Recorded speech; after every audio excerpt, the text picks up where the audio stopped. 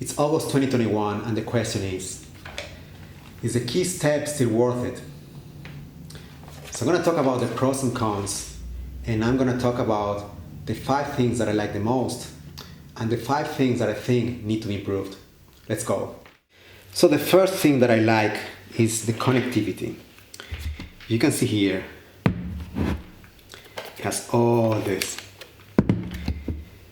MIDI in, MIDI out, analog clock sync in and out, sustain pedal, and CV outputs. What that means is you can plug this to MIDI and you don't need any special cable. And this is what I really like. I hate when you need to have adapters. You don't need any adapter with this one. Just plain 5-pin MIDI cable and you're ready to go. You can plug this to a Eurorack or to any other synth that has CV inputs, and you can sync this with analog clock. That's really cool. Now, more cool than that is that it has MIDI in, which means, for instance, what I like doing is I plug this pad here, and I plug this to the keyboard, to the KeyStep, and then I have CV output. So I have the gate output here. So I can use this pad with Eurorack. So I can trigger sounds with this one here, and this is super old. I can do it through this, so I can use this one as an interface. Another thing that is cool is that the CV outputs here, you see pitch, gate, and modulation wheel. So let's say you use the gate output. You can trigger drums just by hitting keys. And also, you have the modulation wheel, which means that I can use this one to control Eurorack or any other synth. And that's really cool. Not necessarily a modulation, I can control anything. Pitch, I can control filters, all with just this one, moving my finger over here. Another thing that I like, and this is all related, is MIDI over MIDIs over USB. So you can plug this one to Ableton Live, and you can send and receive MIDI, and you still have these this input and this output. So let's say you have something plugged here, and you have something Ableton Live, and it's receiving MIDI from both of them, and you can still broadcast that using the CV outputs. Super cool that. Or another synth, whatever. Or you can have something here, goes MIDI in, and it goes through USB. So you can have a synth or whatever, you can send MIDI to this one here, and maybe you have something that doesn't have USB. This one has, but let's say you have something that doesn't have USB port. You can plug it here via MIDI, and you can send MIDI over USB. That's amazing. Now, the second thing that I really like is, first, it's very cheap. 130 euros. It's very cheap. You don't find anything like that in the market with all the functionality it has. Now, the third thing that I like is dual power. So you can power this one with USB here. It's fine. So you plug it to your computer or a USB hub, or you can use your cell phone charger, and you can power the MIDI controller with that. But you can also use a power adapter, and that's really something I appreciate, because sometimes I don't want to power this with USB. I use this one sometimes in some kind of pedal board setup. And the pedal board setup means that I have a pedal board and I have a power supply that plugs all my guitar pedals, and I can use that to power this one as well. So I don't need anything, I don't need any adapter. And that's really cool. And you can still use USB port for sending and receiving MIDI. And the last thing that I like is it's very well built. So this is related to how cheap it is, 130 euros. And you see it's plastic, but it's also metal here. This is going to last. This is not something that you buy and you need to repair in a couple of years. No, this is something that is built to last. So now let's talk about the things that I believe need to be improved. And some of them have been addressed already in another version of the KeyStep. This is the original KeyStep. They have released another one that is the KeyStep 37. And that's addressing some of the things that I'm going to mention now. So the first thing that I think needs to be improved is that it doesn't have a screen. So when you're using tap tempo, it's really hard to know which tempo you're playing in.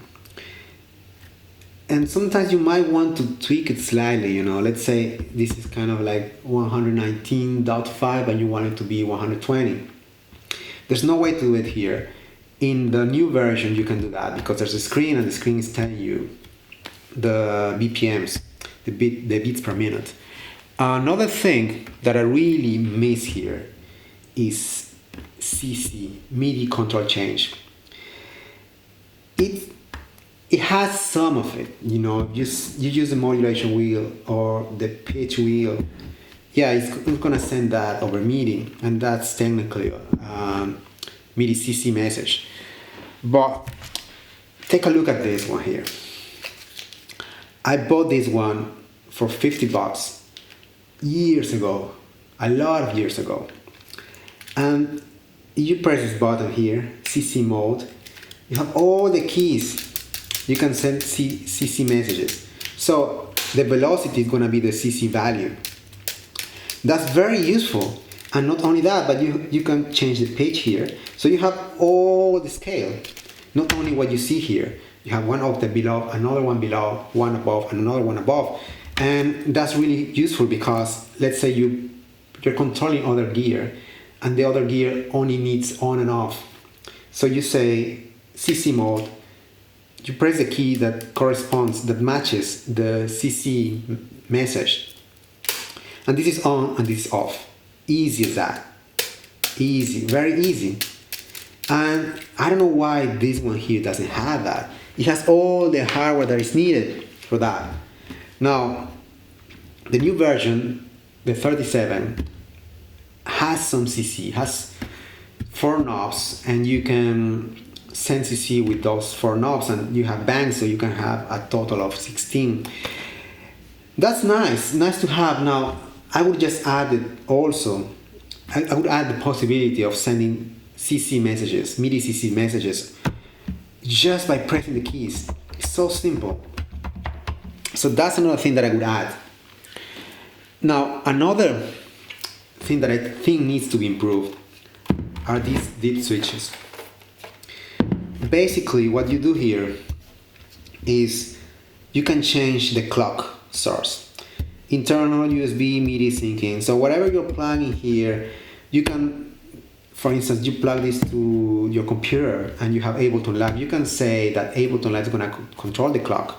And that clock is going to be sent to MIDI and through this analog output. That's super cool. So you can sync, you can use this one as an interface and sync your other devices. Or you can sync the sequencer or arpeggiator using external clock sources or the internal ones. And if you choose the internal one, everything's going to be synced to this one. So you plug another synth and you send the clock. It's going to be synced to whatever tempo you have here. But changing this one on the go is complicated. You're playing here. You need to lean forward and change this. Now that's a problem because when I'm playing, when I'm jamming with friends, I'm constantly changing that. Sometimes I want to be synced to whatever my friends are playing. And sometimes I don't. Sometimes I don't want to be synced. I just want to have some tap tempo and I have some keys here. I set a crazy sequencer that's super quick, but I'm sending this to some other crazy sounds. And I don't want to be synced. And I want to be able to change it constantly. If I have everything, like I have MIDI plug here, I have analog clocks and everything. I want to be able to change the clock quickly. So I would rather have a switch here that is easy to change when I'm here.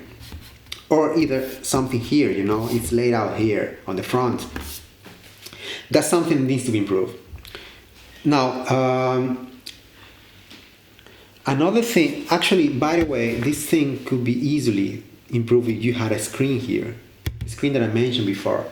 You have a knob, a rotary knob, and you can change the clock source with just that super quickly. Another thing that I would like to change is MIDI Looper. So this has a sequencer and an arpeggiator. Now for certain people who are making certain type of electronic music, that might be useful. Now I don't use that at all, really. I might use a sequencer sometimes, just for one note, super quick, but I don't like that. I think it doesn't sound human, it sounds very robotic, and I'm not really into techno music or house or anything like that. So a more organic way of playing or creating loops or repetitive things is to have a looper. So in the guitar world, you can have a looper and you just step on the switch and you record something and you play it back. Here you can do the same, or you should be able to do the same. Let's say I play a combination of things or whatever I play, and I record that and I play it back, but I don't want a sequence or an arpeggiator. I want the whole loop exactly as I play it. You can't do that with this one. So why it's not implemented, I don't know, because you have all the hardware that is needed here. You just need a simple short memory, you know. It has a memory because you have a sequencer and arpeggiator, so it has a memory and it has a rec button. I would rather have a MIDI looper rather instead of a sequencer or instead of an arpeggiator. Now I'm gonna show you something. This is a MIDI looper, and this does exactly what I need here. So normally what I do is like I plug this one here and I just loop, and you can still sync it. But this shouldn't be necessary. You should have all this functionality built in here, and that can be easily done with a firmware update. So next firmware update, if they're thinking of doing something, that's something I would definitely add. So the final verdict is the KeyStep still worth it? 2021, it's August 2021, and the quick answer is yes, it is. If you're looking for an affordable, portable solution, this is one of the best ones in the market. It's not only functional, it has a lot of connectivity, and it offers more than just being a MIDI controller. That being said, if you have a little bit extra cash, you might want to consider going for the KeyStep 37. Has more keys, more functionality, more visual feedback, and it's a lot better. Now, if there's something else in the market, I don't know, but I would really consider, if you are one of the guys working for Arturia or Arturia, you really want to consider adding MIDI looping functionality to your MIDI controllers. That changes the whole game. I believe sequencers and arpeggiators are something that is still being used by people who make probably techno music or house music, but more and more they're getting outdated, and looping MIDI is a way more organic way of making music. So apart from that, this is an amazing product and it's still worth it in 2021. Thanks for watching the video. I hope you found it useful. I hope you learned something. Go make some music, don't read the comments, and have an amazing day. Cheers.